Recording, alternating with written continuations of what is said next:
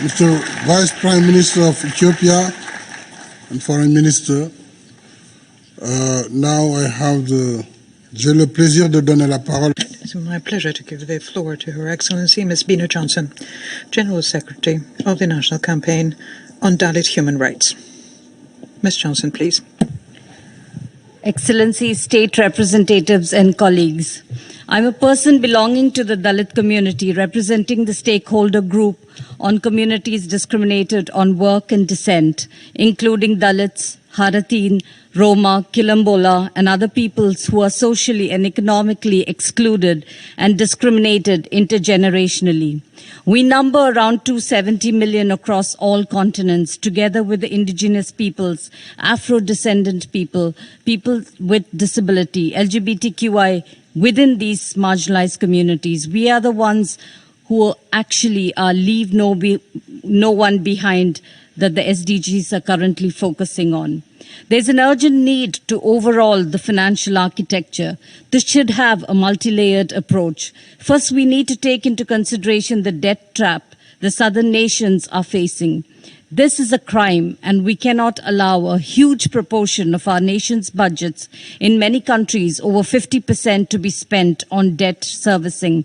This must be dealt with ruthlessly to ensure there's a massive debt relief strategy.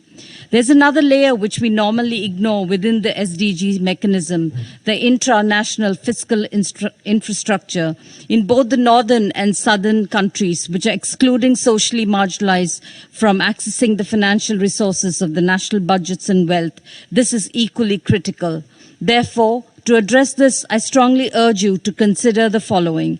Community engagement. Involve the rights holder communities in decision-making processes regarding the allocation of funds and investments to ensure their needs and priorities are addressed.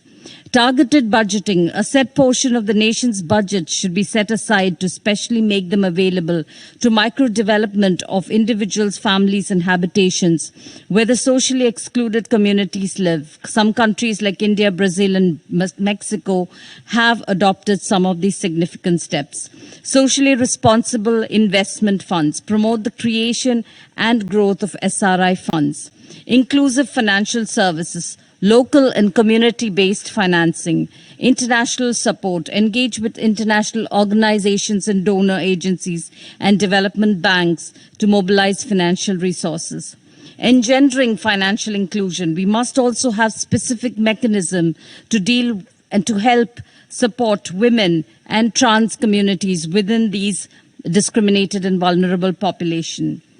If we are serious about making poverty history, we must indulge in the principles of non-discrimination and equitable resource mobilization towards a resilient, inclusive, and equitable development. Thank you.